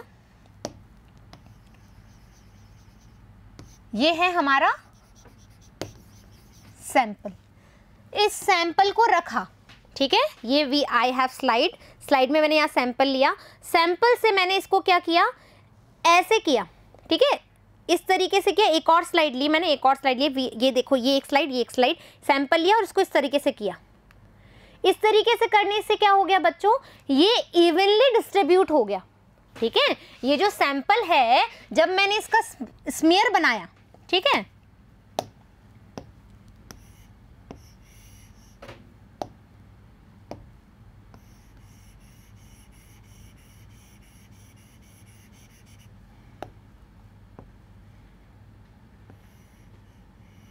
ठीक है, जब मैंने इसका स्मीयर बनाया दूसरी स्लाइड से करके, तो ये क्या हो गया, इवनली डिस्ट्रीब्यूट हो गया, ठीक है।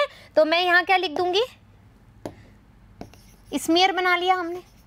अब इस स्मीयर को हमने क्या किया, देखो दो तरीके से हम काम करते हैं, एक तो जुगाड़ वाला, हवा में से सुखाते हैं, ठीक है, हवा में ऐसे सुखाते हैं। हवा में ऐसे सुखाते हैं तो हवा में बहुत सारे क्या हैं, माइक्रो ऑर्गेनिज्म है, तो कंटामिनेशन होने के चांस रहेंगे। तो हम क्या करते हैं, इसको हीट देते हैं, ठीक है, हम इसको ड्राई करने के लिए क्या करते हैं, हीट देते हैं। हमने क्या किया, इसको एयर ड्राई नहीं किया, हमने इसको ऐसा नहीं इसमें ऐसे तपा लिया, मैं ये प्रतिज्ञा लेता हूं कि आज मैं माइक्रो ऑर्गेनिज्म को आइसोलेट करके रहूंगा और डिफरेंशिएट करके रहूंगा, ना, हमने इतनी देर नहीं रखना। हमने, ये हमारा लैंप है, हमने लिया और इस तरीके से हल्का सा यूं किया, ठीक है। अभी क्या हो गया, ये हमारा कॉम्पैक्ट हो गया, मतलब इस स्लाइड पे आराम से जम गया, ठीक है। ये जो सैंपल है हमारा अब अच्छे से स्टिक्ड हो गया, जम गया, ठीक है। अब क्या हुआ, अब हमारी आई स्टेनिंग की प्रोसीजर। ये स्टेनिंग का प्रोसीजर चल रहा है, लेकिन ये अभी हमने स्टेन यूज नहीं किया। अब हमने पहला स्टेन जो यूज किया वो है हमारा क्रिस्टल ग्राम, ठीक है। हमने क्या डाला, ये स्लाइड ली, ये सैंपल लिया और इस पे ये वाला कलर ले लेती हूँ, नहीं, वॉयलेट, ये वाला कलर ले लेते हैं, ठीक है। अब मैंने यहां पर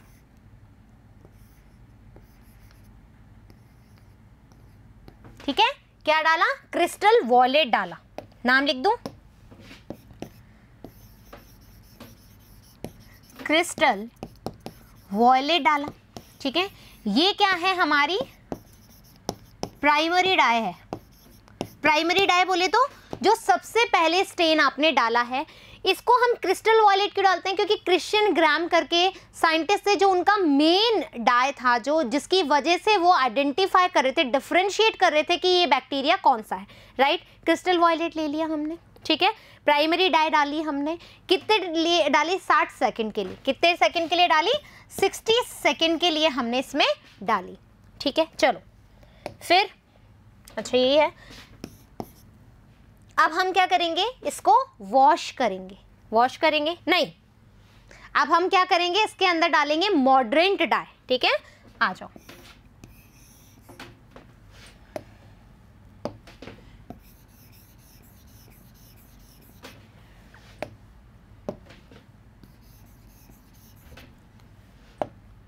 अब हम इसमें डालेंगे, ये मिला देते हैं, ठीक है। अब इसमें डालेंगे हम मॉडरेंट डाई, मॉडरेंट डाई, और ये मॉडरेंट क्या है हमारा, हमारी है आयोडीन, ठीक है। इसको हम कहते हैं क्रिस्टल आयोडीन। क्या नाम से डालते हैं, क्रिस्टल आयोडीन के नाम से हम इसको जानते हैं, ठीक है। ये क्या है, क्रिस्टल आयोडीन हमने डाला इसके अंदर। ये क्या बोलते हैं इसको, मॉडरेंट डाई। मॉडरेंट डाई का मतलब क्या होता है, जो रोके रखती है ना, जैसे कि मैं तुझे नहीं जाने दूंगा, मैं तुझे नहीं जाने दूंगा, तो मॉडरेंट डाई जो हमारी क्रिस्टल आयोडीन है, वो जो हमारा क्रिस्टल वॉयलेट है उसके साथ एक बॉन्ड बना लेती है। वो कहती है तू प्लीज मत जाना, तू प्लीज मत जाना। तो ये क्या करती है, कॉम्प्लेक्स बना लेती है, और इस कॉम्प्लेक्स को हम बोलते हैं क्रिस्टल आयोडीन, ठीक है, क्रिस्टल वॉयलेट आयोडीन। तो CVI कॉम्प्लेक्स, ठीक है, क्या बना लेती है, CVI कॉम्प्लेक्स बना लेती है। अब देखो ये जो CVI कॉम्प्लेक्स है, इस कहाँ बनेगा, ठीक है। ये जो CVI कॉम्प्लेक्स है ये कहाँ बनेगा, ये समझो, ठीक है। अब देखो CVI कॉम्प्लेक्स को जो स्टेबिलिटी प्रोवाइड कराता है, आई अगेन रिपीट, जो CVI कॉम्प्लेक्स है, क्रिस्टल वॉयलेट आयोडीन कॉम्प्लेक्स जो है, उसको स्टेबिलिटी कौन प्रोवाइड कराता है, वो कराता है टिकोइक एसिड, ठीक है। तो टिकोइक एसिड हमारे पास कहां पर था, टिकोइक एसिड हमारे पास किस में था, ग्राम पॉजिटिव बैक्टीरिया में, है ना। यहां पर हमारे पास क्या है, टिकोइक एसिड है, ठीक है। टिकोइक एसिड है तो डेफिनेटली यहां पर CVI कॉम्प्लेक्स बनेगा। यहां पर टिकोइक एसिड ही नहीं है तो इसको स्टेबिलिटी कौन प्रोवाइड करेगा, तो यहां पर CVI कॉम्प्लेक्स नहीं बनेगा। एक और बात, यहां पर पेप्टिडोग्लाइकन कैसी है, थिक है, ज्यादा है, तो यहां पर जो क्रिस्टल वॉयलेट है वो ज्यादा रुकेगा। लेकिन यहां पर पेप्टाइडोग्लाइकन एक तो छोटी है, ठीक है, थिन है, और ऊपर से इसके पास एक और लेयर है, इसके पास एक और लेयर है, आउटर मेम्ब्रेन है। तो यहां पर मैं क्रिस्टल वॉयलेट डालूंगी भी ना, तो वो क्या होगा, यहां पर ज्यादा देर नहीं रुकेगा। एक तो टिकोइक एसिड भी नहीं है, ऊपर से थिन है, और ऊपर से आउटर मेम्ब्रेन भी प्रेजेंट है, तो यहां पर क्रिस्टल वॉयलेट रुकेगा ही नहीं। रुकेगा तो बिल्कुल कम मात्रा में, लेकिन यहां पर तो कोई लेयर नहीं है। टिकोइक एसिड भी तो बोलेगा अरे नहीं ना, प्लीज क्रिस्टल वॉयलेट यहीं रखना, प्लीज ये CVI कॉम्प्लेक्स को मैं यहीं रखूंगा। तो यहां पर तुम्हें देखने को मिलेगा पर्पल कलर या वॉयलेट कलर, ठीक है। कहां गया अपना मैटर, हाँ ये रहा, ठीक है, डन। यहां पर हमने CVI कॉम्प्लेक्स बना लिया। अब क्या होगा बच्चों, अब हम इसको करेंगे वॉश। वॉश किससे करेंगे, वॉश हम करेंगे अल्कोहल से, ठीक है। वॉश कर डाला, अब हम जाएंगे धोएंगे, ठीक है, धोएंगे, वॉश करेंगे, तो हमारे पास क्या आएगा, हमारे पास दो कंडीशन आएगी, ठीक है। हमारे पास दो कंडीशन आएगी। क्या दो कंडीशन आएगी,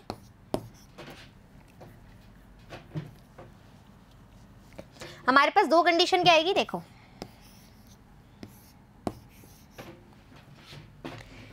यदि वॉश करने के बाद हमारे पास यहाँ वॉयलेट कलर आ जाए,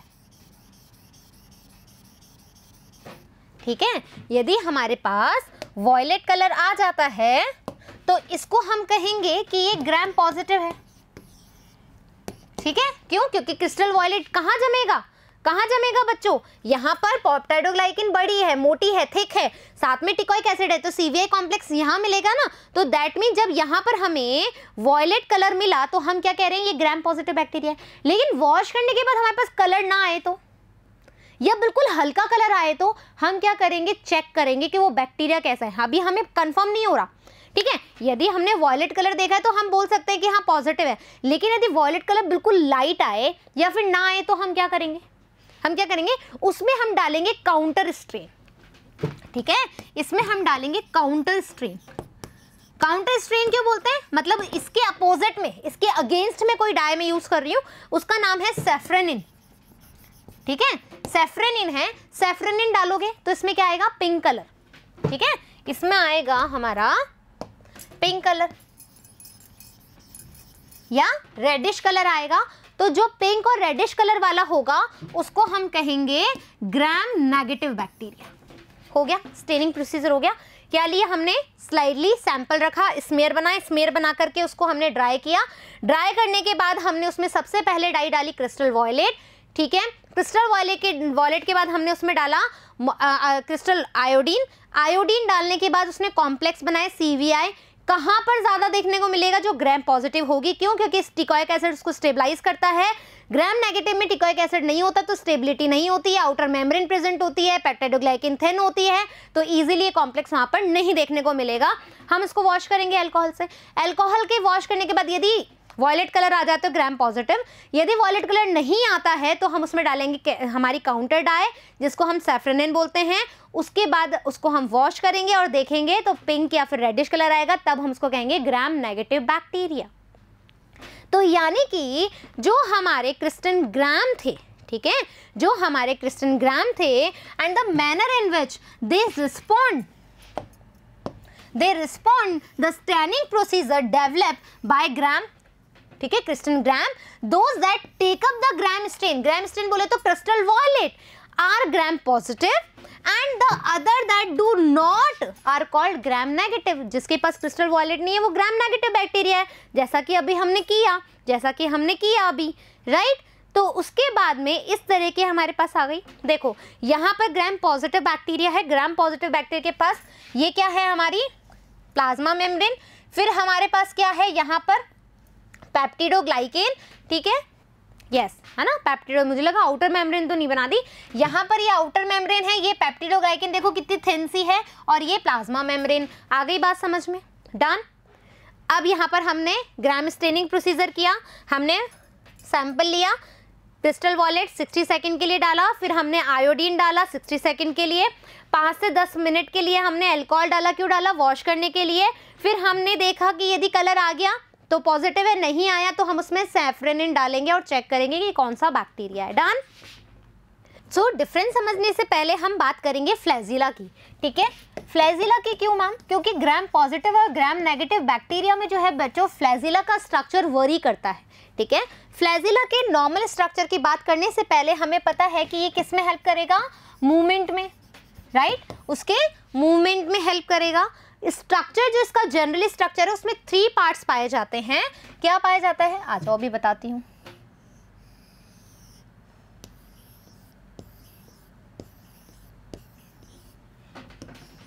ठीक है, we have 3 part. This is basal body, this is hook and this is filament, ठीक है। मेन 3 पार्ट जो है फ्लैजिला में प्रेजेंट होते हैं, फिलामेंट, हुक और बेसल बॉडी। बेसल बॉडी क्या करता है? उसको मेम्ब्रेन में एम्बेडेड रखता है, सेल वॉल में, आउटर मेम्ब्रेन में, मेम्ब्रेन के अंदर एम्बेडेड रखता है। हुक जो है, जैसे मान लीजिए ये अटैच हो गया, ठीक है, ये जो बेसल बॉडी है अंदर चली गई है, ये हुक है और ये फिलामेंट है। इस फिलामेंट को मूव करने के लिए ये हुक प्रोवाइड करता है, ठीक है। ये हुक क्या करेगा? एक तो बेसल बॉडी को, फिलामेंट को जोड़े रखने का काम करेगा, ठीक है, मिडिल पार्ट की तरह काम करता है, और ऊपर से इस फिलामेंट को घुमाने का काम कौन करता है, ये हुक करता है। फिलामेंट क्या है, मूवमेंट में काम आता है, ठीक है। इसके अंदर फ्लैजेलिन प्रोटीन प्रेजेंट होता है। Is that clear? अब देखो मैंने कुछ रिंग स्ट्रक्चर बनाए।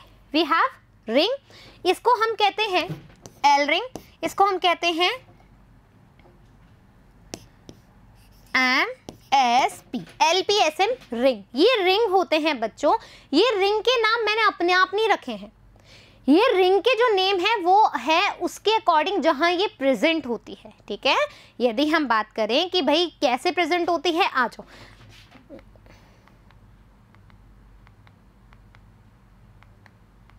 हाँ ठीक है, यहाँ पर ग्राम पॉजिटिव बैक्टीरिया और ग्राम नेगेटिव बैक्टीरिया में मैं क्या बना रही हूँ, फ्लैजिला बना रही हूँ, फ्लैजिला का स्ट्रक्चर और रिंग बना रही हूँ, ठीक है।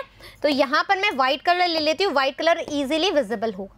देखो प्लाज्मा मेम्ब्रेन है, प्लाज्मा मेम्ब्रेन के अंदर ये लो एक रिंग, आई होप कि ये विजिबल हो, ठीक है। यहाँ पर एक रिंग बनी है। अब प्लाज्मा मेम्ब्रेन और जो हमारी सेल वॉल है उसके बीच के स्पेस को याद करो, हम बोलते हैं पेरीप्लाज्मिक स्पेस। क्या बोलते हैं हम? इस स्पेस को हम बोलते हैं पेरीप्लाज्मिक स्पेस, ठीक है, पेरीप्लाज्मिक स्पेस कहते हैं। तो यहां पर स्पेस बोले तो एस, ठीक है, स्पेस बोले तो एस। यहां मैंने एक रिंग बना दी, ठीक है।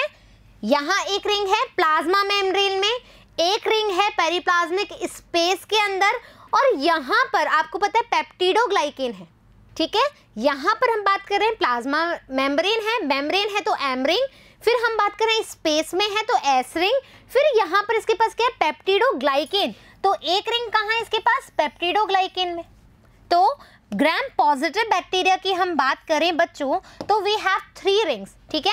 एक है मेम्ब्रेन में तो एम रिंग, ठीक है। रेड कलर कर दूं क्या यहाँ पे, नहीं दिखेगा, कुछ और कलर करूं,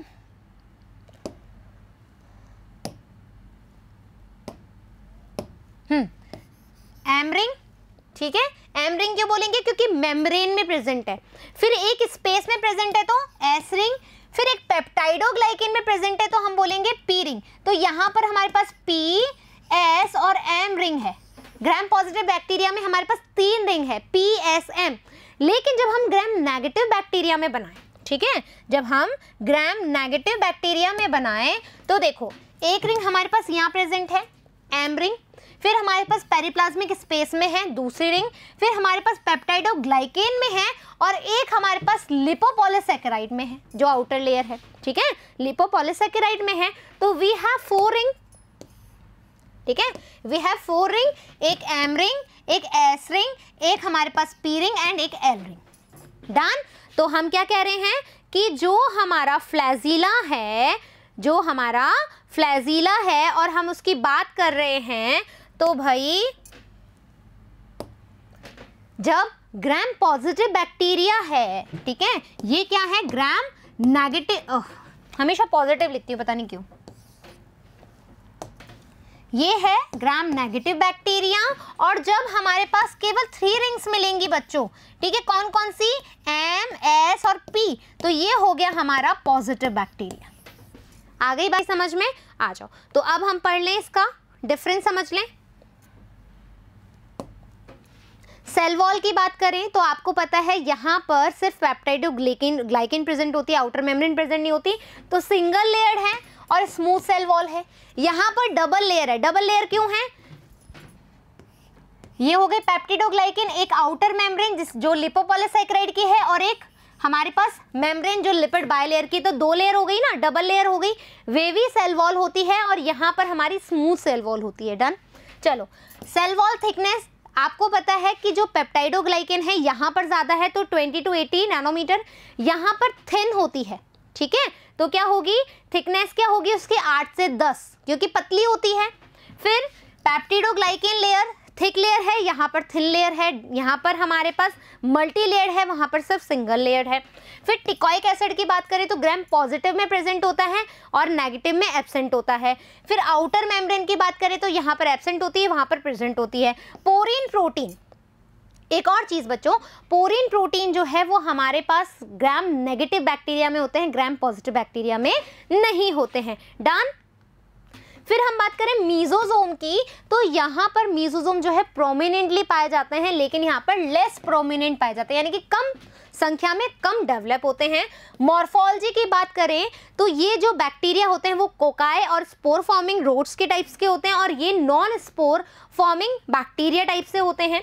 फ्लैजिला स्ट्रक्चर की बात करें तो we have 2 ring in basal body, यहाँ पर हमारे पास 4 ring in basal body.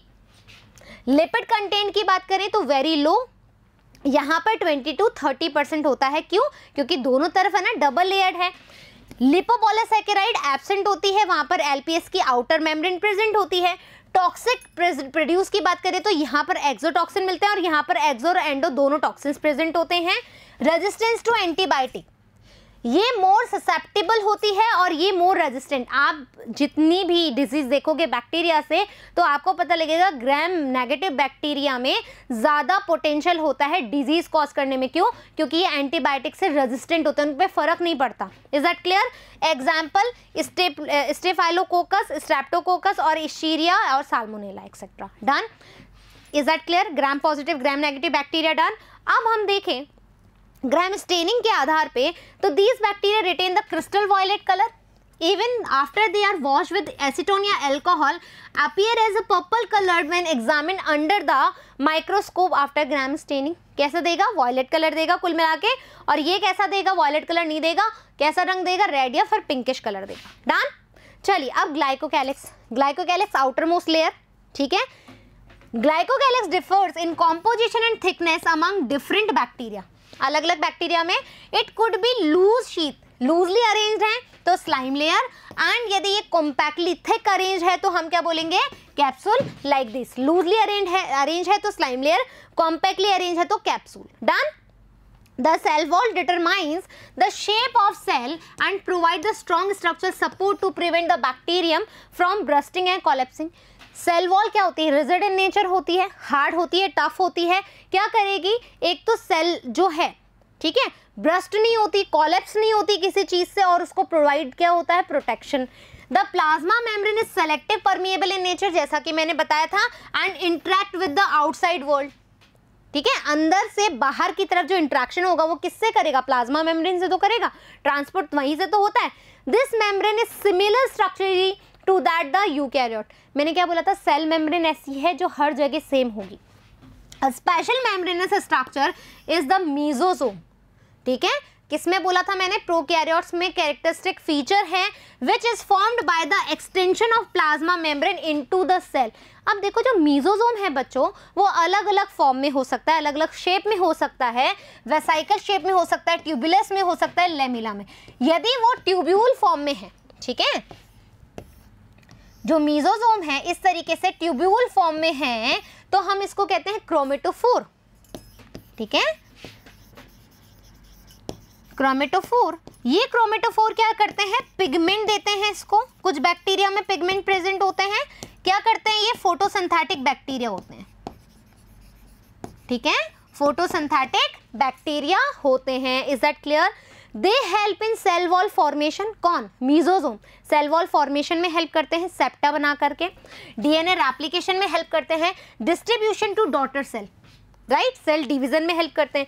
They also help in respiration, as I told you mitochondria की तरह वर्क करते हैं। Respiration secretion process to increase the surface area, surface area बढ़ाते हैं, इनफोल्डिंग की वजह से सरफेस एरिया बढ़ेगा। And the plasma membrane and enzymatic content, इससे क्या होगा? एंजाइमेटिक रिएक्शन अच्छी होगी, रेस्पिरेशन में हेल्प करेंगे। In some prokaryotes like cyanobacteria, there are the other membranous extension into the cytoplasm called chromatophores। जैसा कि मैंने अभी बताया, ट्यूबुलर फॉर्म में एक्सटेंशन हो जाएगा मीजोसोम का। तो कुछ बैक्टीरिया में होगा साइनोबैक्टीरिया, फोटोसिंथेटिक बैक्टीरिया है, contain pigment, right. Bacterial cell में भी मोटाइल और नॉन मोटाइल। फ्लैजिला प्रेजेंट है तो मोटाइल होगी, फ्लैजिला एब्सेंट है तो नॉन मोटाइल होगी, right. If motile, they have thin filamentous extension from their cell wall called flagella. बाहर की तरफ एक लंबा सा एक्सटेंशन होगा.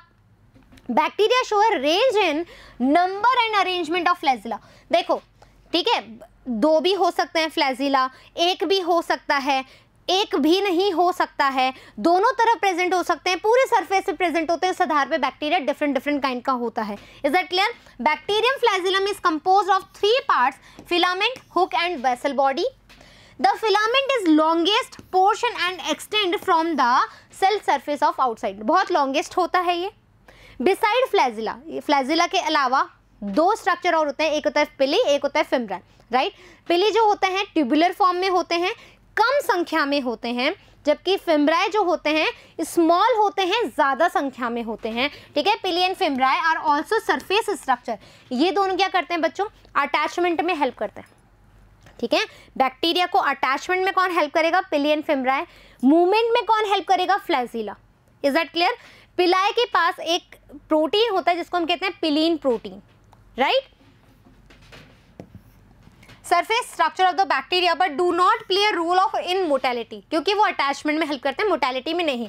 The pili are elongated tubular structure made of special protein जिसको हम कहते हैं pilin protein. Done. The fimbriae are small होते हैं, ब्रिस्टल साइज के होते हैं, लेकिन बहुत ज़्यादा में नंबर में होते हैं, like fibrous sprouting out of the cell. In some bacteria they are known to be help to attach, not in movement, attach the bacteria to rocks in the streams and also the host tissue. host tissue से attachment करने के लिए bacteria को help करते हैं. Ribosome and inclusion body. Ribosome मैंने आपको पहले समझा दिया, इंक्लूजन बॉडी आपको मैंने पहले समझा दिया. Ribosome in prokaryotes, ribosomes are associated with the plasma membrane of the cell.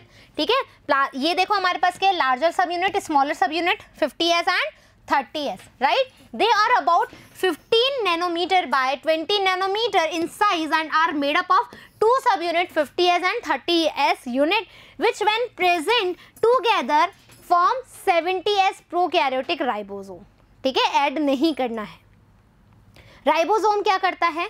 Protein synthesis में हेल्प करता है. प्रोटीन फैक्ट्री हम इसको कहते हैं क्योंकि वहाँ सबसे ज़्यादा प्रोटीन हेल्प कराने में हेल्प होता है. राइबोसोम देखो बच्चों, इसको हम बोलते हैं पॉलीसोम. पॉलीसोम क्या करते हैं? जब mRNA, ठीक है, जब हम प्रोटीन सिंथेसिस करते हैं तो एक प्रोटीन को बनाने के लिए बहुत सारे राइबोसोम जो है जुड़ जाते हैं और इन्हीं को हम क्या कहते हैं? पॉलीसोम कहते हैं या पॉलीराइबोसोम कहते हैं. Several ribosome may attach to a single mRNA and form a chain called a ribosome or a polysome like this. Right? The ribosome of a polysome translate the mRNA into protein. Protein synthesis में help करें. mRNA से क्या बनेगा? Specific protein बनेंगे. Inclusion body, storage of food. Right?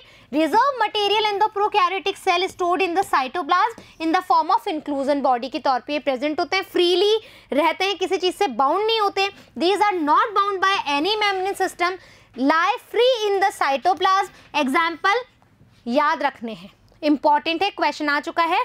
Phosphate granule, ठीक है, cyanophycine granule and glycogen granule. Now we have gas vacuole. Gas vacuole found in blue, green and purple and green photosynthetic bacteria like this. Is that clear? Beyonce में help करता है. इस तरीके से हमने prokaryotic cell देखी, उसके organelles के बारे में बात किया, उसके स्ट्रक्चर के बारे में बात की, उसकी शेप एंड साइज के बारे में बात किया.